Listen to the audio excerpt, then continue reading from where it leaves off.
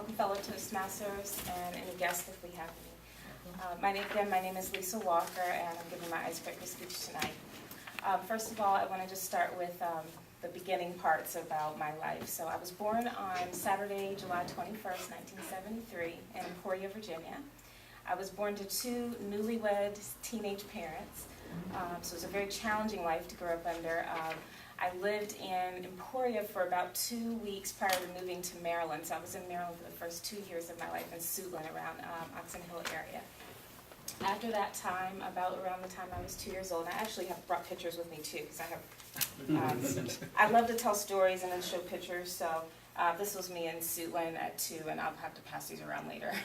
But in any case, after 2 years old, my family moved, and we went to Newport News, Virginia. My dad was stationed here at Andrews Air Force Base. So after that, we moved to Newport News, and that's where all my formative years were. So a couple of things. I have a wide variety of interests, including ballroom dancing. I love to organize. I organize everything from cans in the cupboard to, I have a label maker. I put labels on everything. I love everything kind of having order, so everything's alphabetized or it has some kind of rhyme or reason about it. I love to help other people, which is one of the sections that I'm going to go into my speech. I love seafood, so blue crabs especially. We grew up in the South eating crabs on the weekend and drinking beer with my family.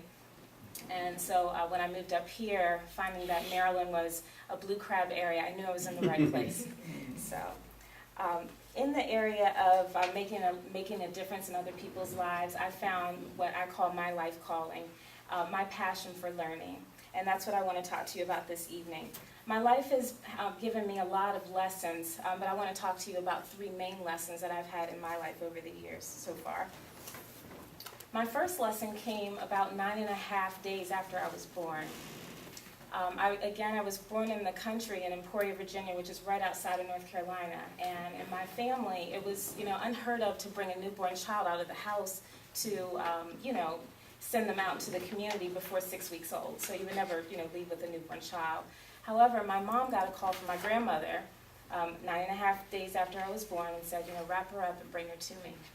So my mom, not wanting to defy her grandmother, my great-grandmother, decided, okay, I'll do that. So she wrapped me up carefully and took me to my great-grandmother. And my great-grandmother proceeded to, take off the blanket and all my little baby clothes, and she checked all my baby toes and all my baby elbows and knees and all my little parts to make sure everything was where they were supposed to be. So after finding out everything was okay, she prayed over me, and she spoke a blessing into my life at that time. And she told my mom, bring her up in church. So that was my first life lesson. It was actually spoken before I could ever really understand. The story was told over and over and over and over and over again through my grandmother to my mother and to me, to the point where I felt like this was something I had to realize about my own life. So through coming up, my parents didn't go to church regularly, so I was on my own kind of finding a church home when I left college. And I found a home at the time in Maryland. And my pastor at the time, as if I had shown up at the right time, said, there are 3 major decisions you're going to make in your life. He said your decision for your relationship with Christ, your decision for your life's calling, which is your work, and your decision for your life's partner. So I thought to myself, wow, I really like making lists, and this organizes everything for me, so I'm crossing off decision for God, because that's chosen. And so I knew the next thing I needed to do was to decide on what I was going to do with my life. So I went to college. I declared a major of biology at the time. I was a first-generation college student, and in my family, I didn't have any models for what to do, what not to do, and so I made all the mistakes in learning. But in my love of learning, I learned how to ask a lot of questions and figure out what I needed to do. So what ended up happening for me is after 18 credits my freshman year, and a little bit more partying than I'll go into tonight, I ended up changing my major to psychology. And I changed it because I was actually helping a student at a first grade school nearby my college, and found out that I really loved touching other people's lives and making a difference. So I said, I need more of this. I like this.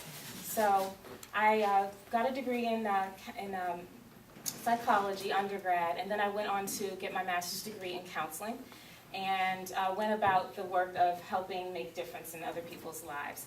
I've been teaching for about 15 years, and I love every bit of being able to teach, and then to learn, and then teach again, and also to learn from doing things different, from my own students, because they teach me things every day about how to do things differently. So I also, I don't take for granted the opportunity to get in front of others and do things like what I'm doing tonight, and also take classes so that I can learn things new, so that I can then present those things. It gives me confidence. So those things have been a great part of my life.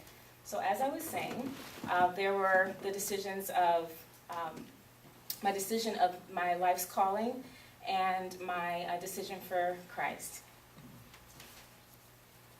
The last part was, and if you remember all three of them, there was my decision for my life's partner. Okay. Well, 2 out of 3 ain't bad.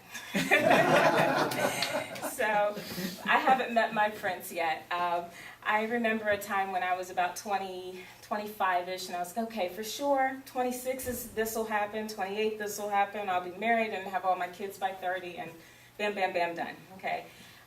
26 happened, 27 happened, 28 happened, 29 happened. 29 was the year of crisis. And then 30 happened, and I was like, well, why did I have all those days, all charted out ahead of myself?